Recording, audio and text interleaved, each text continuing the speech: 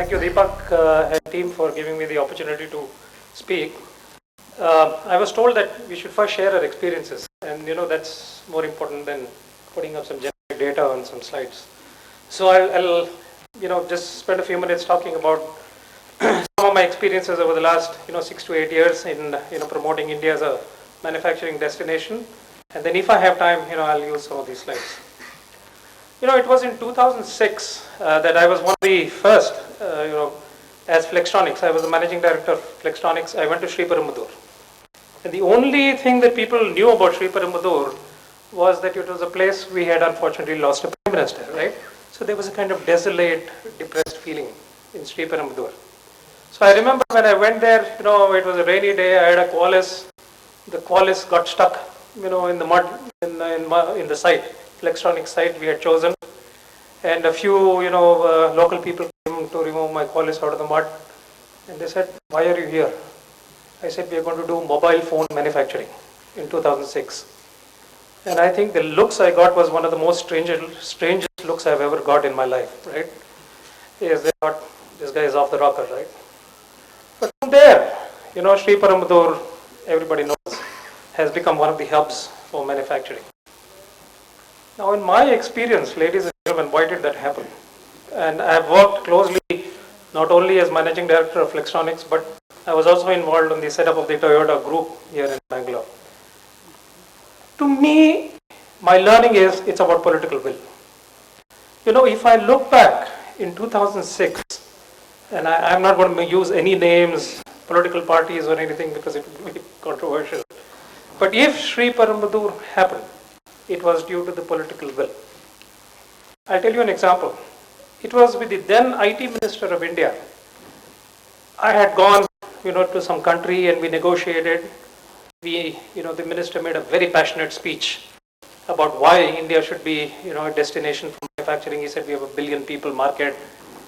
And then, the CEO of this global company, mobile phone company, said, "Look, I've heard a lot of politicians talk about, giving speeches and come and make promises. Are you ready to commit to these promises?" So this minister took out a piece of paper and he said that you write down the minutes of the meeting. We'll give you land at subsidized price. We will give you this tax exemption, whatever, right? You write it down, I'll sign it. So the minutes of the meeting were signed. He had committed on behalf of India to the CEO of a global company. Then we came back to the hotel in the city. And then when we were sitting in the lobby, he said, "Mar gaya yaar, I made the commitment, but the chief minister in that state is from the opposing party." Right? Kya kar rahe hain abhi? Commit to ho gaya. So he said, "Yaar, fax bhej do." Right? Send a fax to the chief minister. And please request the chief minister for for support. So I remember it was in 2006, we still sent a quick fax out of the business center in that hotel. And believe it or not, ladies and gentlemen, in 30 minutes, we got a reply from the chief minister saying that, "Please go ahead, you will get all the support." And this chief minister was from the party opposing this minister, tooth and nail every day. Right?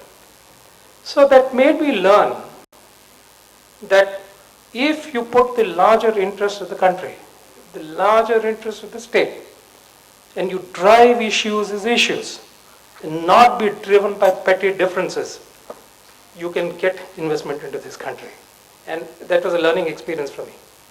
So investments came. So like that, I traveled with the minister all over the world, and we were able to drive those investments into Shri I'm an almost fanatic manufacturing guy. I tell my wife that the two things I'm absolutely crazy about is manufacturing cricket. She asked me where she figured in the list. So I realized, I had made a mistake. So I said, you also, among that. But I'll share with you a very simple experience.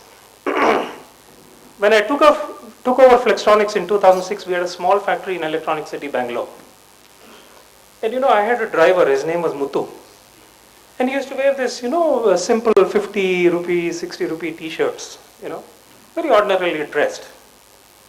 I left 5 years later, and about 1 month before I left, my wife told me that people have, The factory which we built in Shri was a realization of my dreams.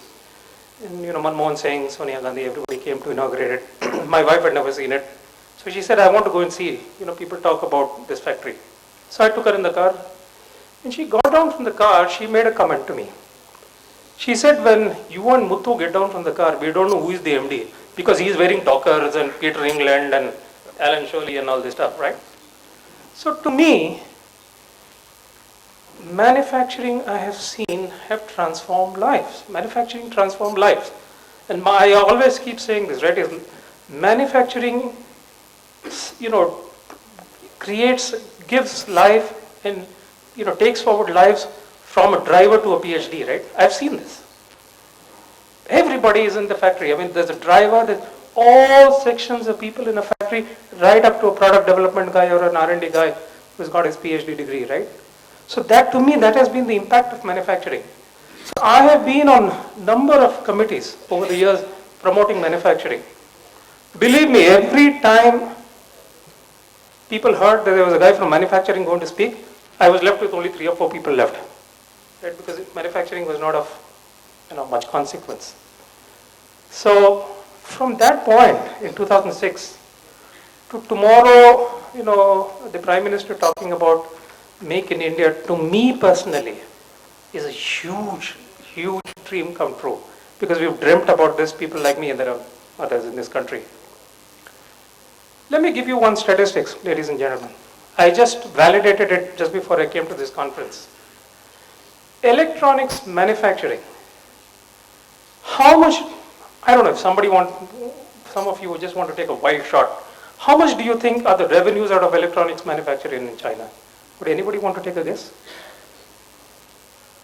It's $600 billion. 600 billion. Do you know how many people electronics manufacturing employs in China? Direct employment of 45 million. And in this electronics manufacturing space, the general thumb rule is indirect employment is about 6 to 8 times, depending on the product. But let's keep it as a thumb rule, 6. So we're talking 45 into 6. Roughly 250 to 300 million people in China are involved with electronics manufacturing. That's about one-third the population, one-fourth the population. So, to me, why India did not move forward in manufacturing in general, and electronics manufacturing in particular, was always a question mark. That to me, as an ordinary guy, I'm an engineer, I became a manager, whatever, right? Is why did the country's leadership not think of focus on manufacturing? And my views are 2. I am now working with Mr. Vittal, I'll come to that. Mr. N. Vittal, who's the chief, ex-chief vigilance commissioner of India and instrumental in creating EHTP. He's the author of the STPI. He gave birth to this concept of STPI. He told me, Guru, one thing, we could not do manufacturing in the country because it is very capital intensive. Unlike software or product development, where you can need a computer and brains, manufacturing needs machines. Highly capital intensive, right? So nobody was ready to put in the money. So, nobody came forward and put in the money. So, cost of money in this country, interest rates 15%. We were talking about this with the Commodore, right? Even today, interest rates are a huge kind of aspect of why people don't want to put into manufacturing. The second aspect, in my humble opinion, is we never had, say, a Narayan Murthy or equivalent saying, let's do manufacturing, right? We never had leader, an individual leader. I don't know how many of you have heard of a person called Terry Goh. Terry Goh is the chairman and founder of a company called Foxconn in Taiwan. Some of you may have heard of Foxconn. Today it's about $130, $140 billion company. It happened due to one person, Terry Goh. So Terry Goh was the one who said, I will get into manufacturing. And TSMC, which many of you would have heard about the fab in Taiwan, he told TSMC that, look, you build a fab, I take your products from you. Don't worry about the investment. It won't go anywhere.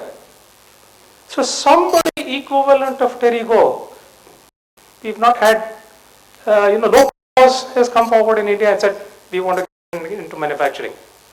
Because manufacturing is a painful thing, right? I mean, it's a very tedious process from a return and investment perspective. So to me, these are some of the experiences, that I've seen. Is the impact on society of manufacturing can be huge, and I've seen it. And today, tomorrow when the Prime Minister, launches, I'm flying there tomorrow morning, or I may be flying there tomorrow morning. I'm still to come.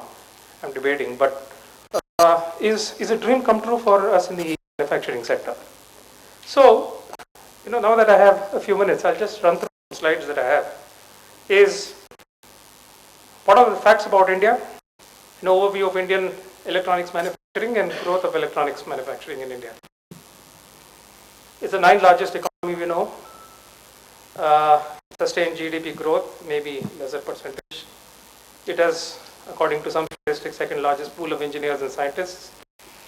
India adds 1 Netherlands of mobile users, every month. Indian Railways is the largest rail network in the world. India has 7th nuclear power in the world. India has the world's largest single location forging facility. India's GDP, so on about India.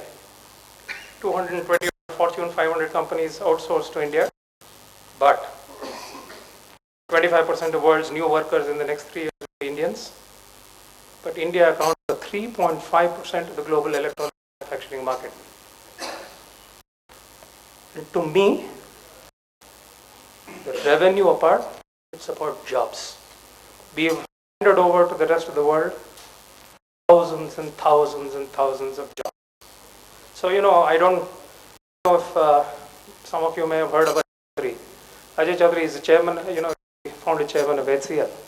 He has a phrase. He says that India is growing, China is benefiting. So, industry is about 1.7 trillion. The fastest growing manufacturing industry in the world, expected to reach 4 trillion by 2020. Demand in the Indian market was, as of 2010, 65 billion. Despite its current state, the electronics market has gained global attention, immense opportunities. Mobile phones is an example, and so lots of statistics like that.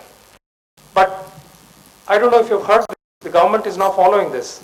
Is that by 2020, it is expected that the electronic import of India will be $400 billion, which will be higher than the oil imports, which to me is about the most ridiculous that can happen, right? I mean, now in natural resources we don't do this, but electronics, why should we be importing? So, in fact, I have had the honor of meeting the present minister, and he was the chief minister of Gujarat, and he told me this was in 2012, and he, when I met him, and he says, Gururaj, beto. Somebody had arranged the meeting. I was standing. So he said, nahi bhai, beto. He said, बैठिए पहले से. He said, नहीं. आप हमारे state की सेवा करने आए हो, आप पहले बैठोगे. So his approach was as though I'd come in as an customer, right? And then he made a statement which in many ways to me is what he will do tomorrow, and that is, he told me, मुझे India में वो बनाना है, गुजरात में वो बनाना है electronics में, पूरे China में. These were his words in 2012 when I met him as Chief Minister of Gujarat, and I think vision is coming out tomorrow. So the growth of Indian electronics manufacturing, 60s, 70s, 80s, we have seen it grow. In short, this slide is, how 2005 to 15. The current focus is to rejuvenate India's hardware manufacturing, and the number of new policies the government has come up with. And I must, irrespective of the political affiliation, I must say that even the earlier government and the government have pushed the sector very, very hard, right? So this is a generic slide, but yesterday I was at this Deftronics, conference at the Polytechnica. The immense manufacturing potential, R&D potential. I had the honor of shaking hands with Dr. Pillai, who is who gave birth to the BrahMos missile, and he was saying, look, we have now given rise to indigenous technology. BrahMos is a completely Indian, missile. And he showed statistics yesterday of how it was similar to the Tomahawk missile of the US, right? So, he said, now it's for you manufacturing guys, to do something. So anyway, this is all about, since time has run out, cost comparisons. India compares lower in cost in every way. India is competitive. This is, for example, a bill of materials of a mobile phone. Today, I am in touch with every mobile phone Indian brand in the country, and they're all looking to manufacture in India. There is already an existing ecosystem in India which is there. It has to get better, no doubt. We always keep harping on this. But I think with the Prime Minister's initiative tomorrow, I think it will get there. But these are some of the quick factors that influence manufacturing decisions. I think I've run out of time. But there are huge benefits of India manufacturing, which are in this slide, if any of you are interested. But end of the day, the bottom line is, this to me is a summary slide, is if we create all this in this country, and I think it will get created with the vision and drive of the present government, and I do believe that we will create jobs, we'll create revenues, and I said China does $600 billion in manufacturing, we'll also get there.